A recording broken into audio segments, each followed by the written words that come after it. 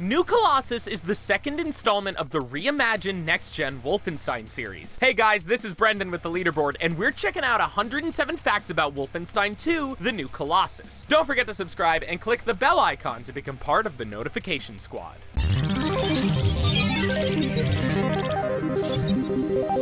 Wolfenstein II was developed by Machine Games. They're a relatively young company, founded in 2009. Their main credits include Quake and Wolfenstein: The New Order. It was published by Bethesda, the company behind the Elder Scrolls, Fallout, Dishonored, and the recent Doom games. So, you know, they've been around the block as far as over-the-top shooters go. Despite its title, Wolfenstein II is actually the 11th game in the Wolfenstein franchise, which was kicked off in 1981 with Castle Wolfenstein. The number in its title comes from the fact that it's a direct sequel to 2014's reboot, Wolfenstein: The New Order. Prior to the reboot, most of the games were developed by id Software. They had custody of the franchise from Wolfenstein 3D all the way through Wolfenstein 2009. However, Machine Games approached Bethesda with the alternate timeline idea, and they totally dug it. After a talk with id Software, control was transferred over to the new studio. The original Wolfenstein game, The New Order, was actually Machine Games' very first title. In fact, they were still building up the studio at the same time as they were building the game. Whereas the 2009 Wolfenstein featured a more supernatural storyline, New Order and Colossus adopted a retro-futuristic aesthetic, which was a nice tonal match with the alternate Nazi history narrative. Since the recent Wolfenstein games are a reboot, they don't strictly abide by the events in the previous Wolfenstein titles. However, they do use their predecessors as a creative touchstone. The team went into the New Order hoping to make a trilogy. Though each game can stand alone, the dev team has strung several elements of an overarching plot through the two existing games. So, what I'm saying is get ready for a third Wolfenstein. Even though The New Order was designed as a standalone story, the team snuck in a bit of foreshadowing for a sequel. In the credits, a helicopter can be heard coming back for BJ, hinting at his survival for the new Colossus. Fans got their first glimpse of the new Colossus in Bethesda's E3 2016 showcase. During their presentation, sharp-eyed fans noticed a DOS screen with a directory of game title and release dates. It listed the name New Colossus with an X'd-out release date. If that sneak peek wasn't enough, BJ's actor Brian Bloom all but confirmed the rumor. When asked about the sequel, Bloom pointed fans to the E3 Easter egg, tacitly confirming that New Colossus was coming.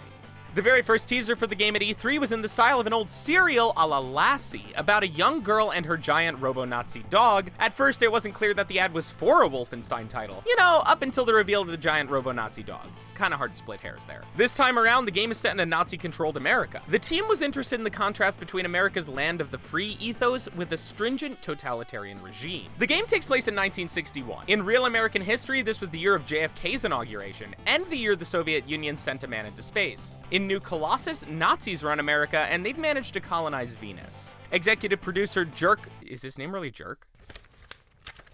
Executive producer Jörg Gustafsson has called Nazis the perfect enemy for a video game series, saying, quote, "I mean, who doesn't want to kill Nazis?" While the game may seem like it's about one thing and only one thing, killing Nazis, the development team has a more nuanced objective in mind. They say it's about catharsis. The New Colossus subtitle comes from a poem by Emma Lazarus. The poem is mounted inside the pedestal of the Statue of Liberty. It not only refers to the game's American setting, but also complements New Order. The New Order seems to foreshadow its sequel's title. In BJ's final inner monologue, he recites the words to Lazarus's poem as he dies. Even though New Order and New Colossus are designed to be over-the-top Nazi-killing games, they're also attentive to the human element. So the dev team tried to keep the stakes and drama grounded enough that players would still care about their characters. It's a delicate balance, and one that the franchise really manages pretty brilliantly. In service of achieving that balance, New Colossus draws influence from some popular film titles. RoboCop was a touchstone for the way they managed intimate emotions in an overly violent shell. District 9 filled the same niche.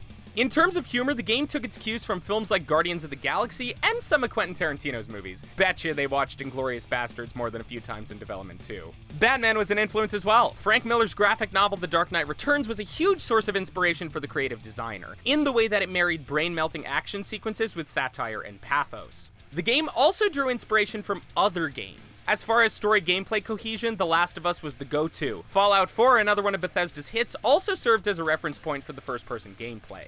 You might assume that the team was influenced by the popular Man in High Castle series, or really any other alternate history work. As it turns out, the team avoided alternate history stories as a way of keeping their ideas original and untouched by subconscious influences. Following the design philosophy from the New Order, New Colossus's locations were designed before the plot was pinned down. That is, the cool set pieces shaped the storyline, rather than the storyline dictating which locations were included in the game.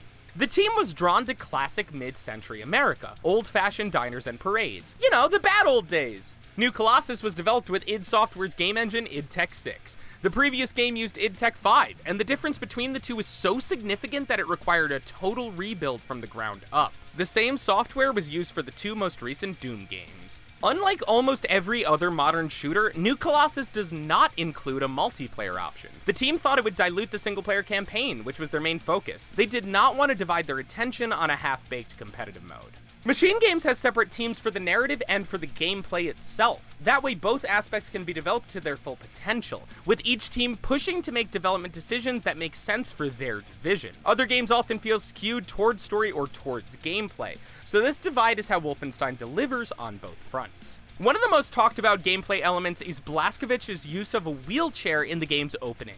Creative director Jens Mattis says, "It's a testament to BJ's willpower. Regardless of his injuries, he'll find a way to shoot Nazis." From a gameplay perspective, the team wanted to give the chair intuitive, heavy motion. They looked at videos for reference and tested out some of these capabilities in their mocap room. They quickly realized how hard it was to aim a gun while also moving the chair. The inspiration for the wheelchair segments comes from a pretty unexpected place: skateboarding videos. Jakob Eriksson, the game's lead designer, had seen videos of people using wheelchairs in skate parks and wanted to incorporate that mobility into a video game. Like the New Order, New Colossus starts with a choice that has major ramifications for the narrative. Unlike the first game though, this choice also affects gameplay. Depending on which character you save in the beginning, you'll get one of two weapons. The Laserkraftwerk and the Dieselkraftwerk use completely different gameplay styles, creating different opportunities as the game progresses. According to a Twitter poll from the Wolfenstein account, about 60% of players chose to save Fergus, while just 40% saved Wyatt. Sorry, Wyatt! For the record, only 6,500 users voted in the poll, so there's still hope for Wyatt yet, I guess. Laserkraftwerk is a much better gun, though. For real, though, save Fergus. The gameplay is subject to a secret tension system, which measures just how much pressure BJ is under in any given scenario. If tension is low, his reload and weapon animations appear slow and calm. However, if he is in the midst of combat, the animations speed up and become far more intense. The game features 3 distinct unspoken playstyles, depending on your preference. You can find cover and engage in firefights with your opponents, you can be stealthy, sneaking around to pick off your enemies one by one, or you can be a mayhem player, charging in headlong into battle with double shotguns ablazing. New Colossus also introduces more customizable dual-wielding options. Now you can mix and match different guns in each hand to maximize your Nazi killing.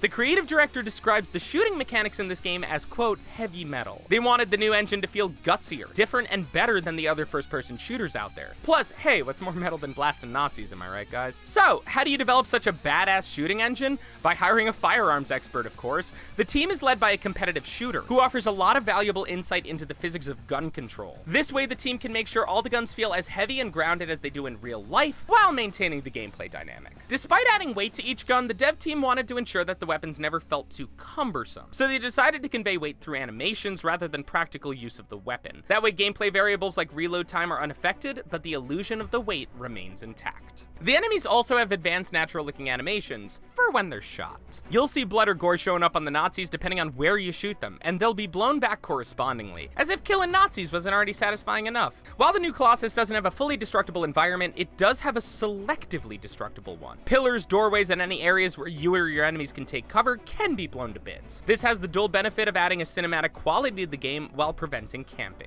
To bring the guns to life, an audio team researched at shooting ranges, recording a variety of sounds for each of the weapons. Of course, some of the weapons in the game are fictitious, so fake soundscapes have to be made to produce the sounds. The hatchet is another welcome addition to the game. This up-close and personal melee weapon was added to make short-range combat even more extreme.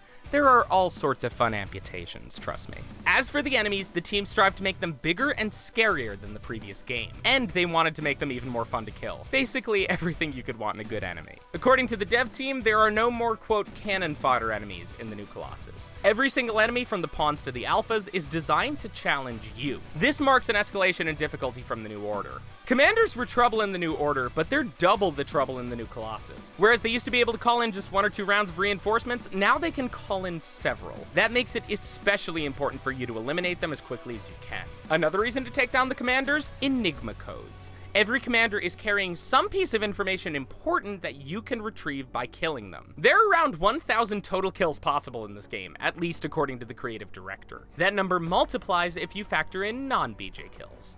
Never underestimate the amount of care that went into every aspect of this game. The music, for instance, can be deeply symbolic. The dev team wanted the Nazi soundtrack to capture, quote, the oppressive marches of the machines. So, the composer created a sound that was megalomaniacal and pompous, yet darkly beautiful, so as to convey the Nazis' twisted motivations. The composer for the new Colossus, Martin Stig Andersson, has previously worked on the sound for Limbo, Inside, and that's it. A relatively new composer to help out with a relatively new company. We loved his work on Limbo and Inside, so the new Colossus is in good hands. The game's Foley artist is Nicholas Becker, who was also a sound designer on big sci-fi titles like Arrival, Cosmopolis, and Gravity. He and Andersson collaborated via Skype to nail the game's sound, which in an epic sci-fi title is critical. The soundtrack was composed for an instrument called the Crystal Bachet, which is pretty cool. We recommend checking out some Crystal Bachet videos. They're essentially giant metal sculptures that are played by wetting one's hands and running them along a series of crystal rods. Andersson was first turned on to the instrument by Becker, who had previously used them in a feature film.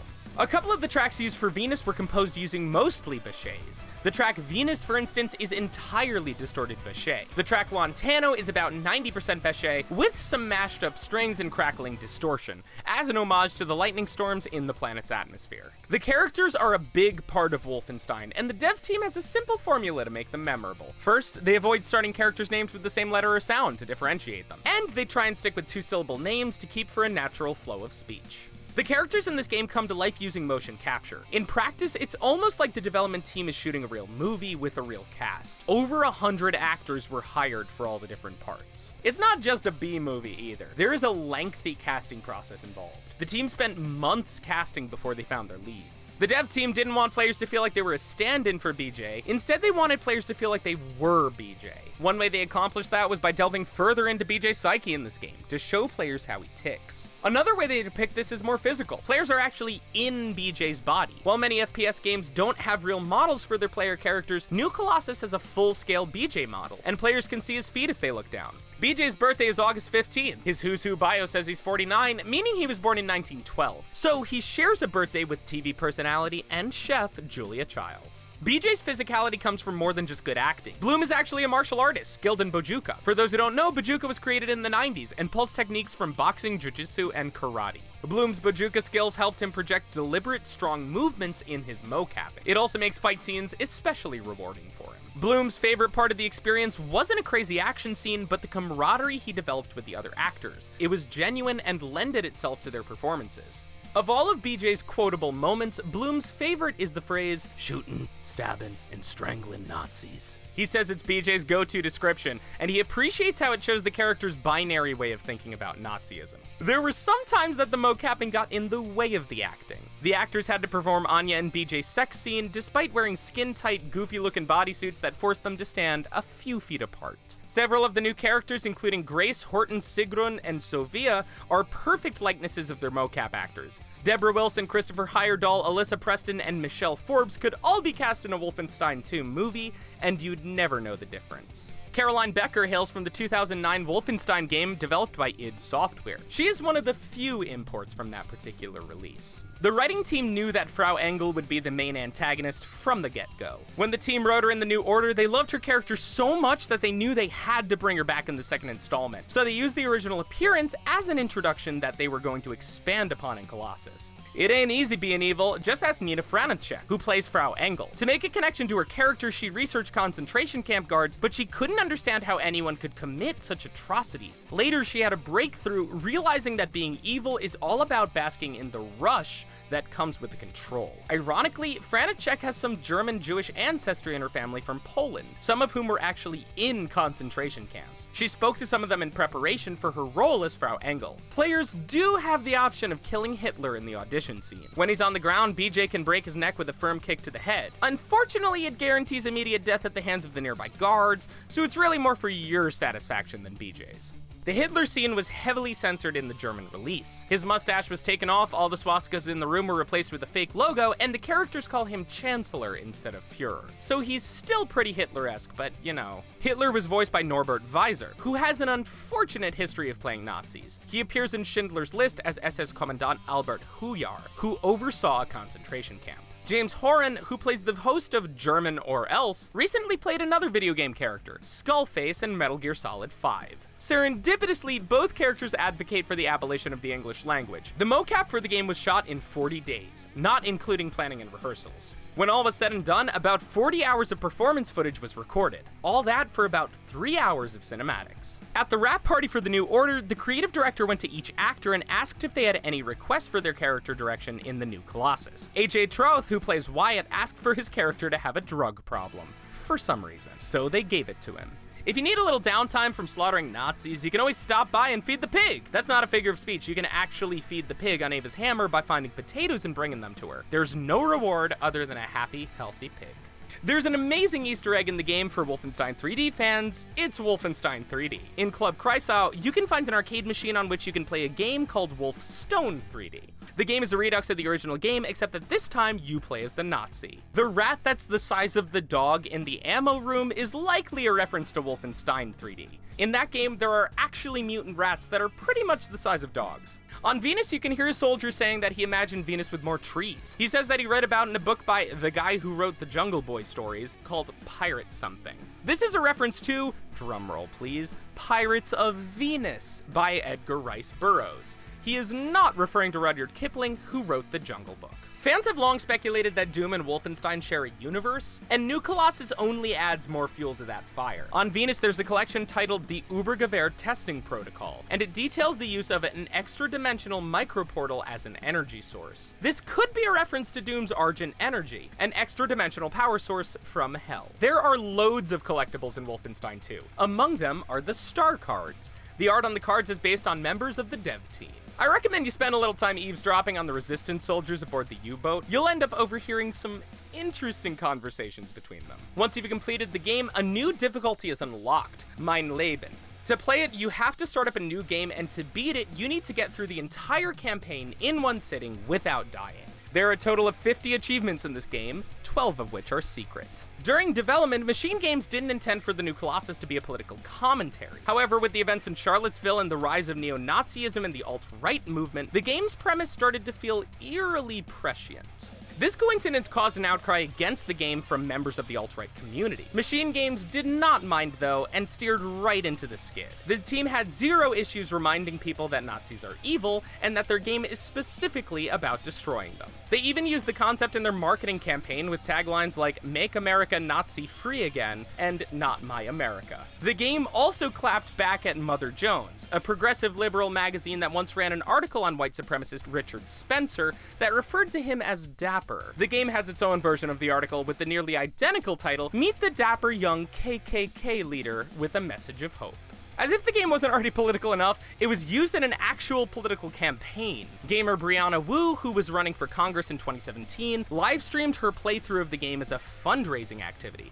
According to her, streaming via Twitch is a valuable method of reaching young voters, and the game represents her anti-Nazi political platform. Kinda like killing two Nazis with one stone. Now for some lighter fare. The new Colossus prepped its players for its fictional changeover day with German 101 vocabulary lessons. These short videos featured a German translation and a short clip from the game that demonstrated it. The Nazi propaganda character Blitzmensch is a spoof on Batman. Well, the campy lighthearted Batman, not the serious frowny one. Everything from the animation style to the theme song and villains are reminiscent of the Caped Crusaders. Of course, the Nazis had to go and ruin Batman too.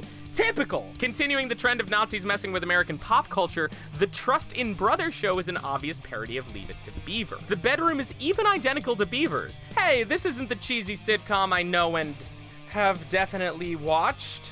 Spoilers ahead is what the game's cover should have said. Seeing as how the cover reveals the game's biggest twist, Blazkowicz is shown with his head attached to his new body. You can even see the device that connects it around his neck. There's plenty of Wolfenstein swag on the Bethesda store. Among them include BJ's shirt and jacket.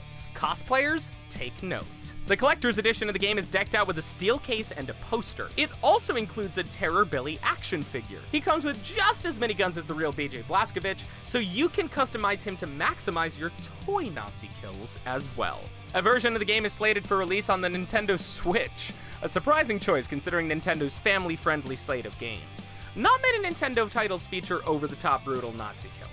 The game finally dropped on October 27, 2017, a day loaded with new releases. It shared its birthday with Assassin's Creed Origins, Super Mario Odyssey, and on the television front, Stranger Things 2. No doubt many people spent that weekend indoors. New Colossus was well received by fans and is currently rocking some generally favorable reviews over on Metacritic.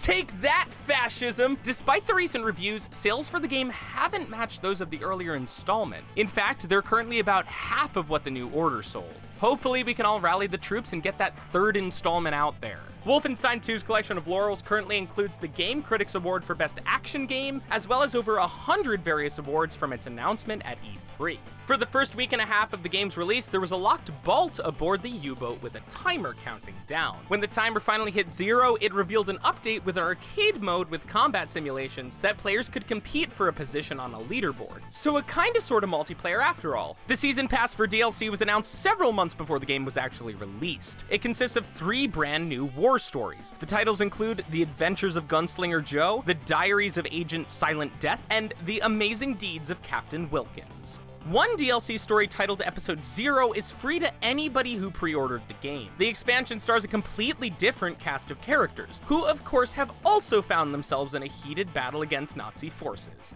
As of recording this video, the speedrun record of this game is held by gamer Dracu, who completed it in just 1 hour, 19 minutes, and 16 seconds. Beat that. Like its predecessor, the New Colossus has a companion art book. Published by Dark Horse, who also published the one for the New Order, the book is filled with production materials and creator commentaries. So if you want to expand your Wolfenstein II knowledge past 107 facts, definitely check that out. If you're craving even more of Wolfenstein's world, there's also a prequel comic published by Titan Comics. It's written by Dan Waters, who also worked on Limbo and Assassin's Creed, and drawn by Piotr Kowalski and Ronlinson Fryer. The series details the continuing legend of BJ Blazkowicz.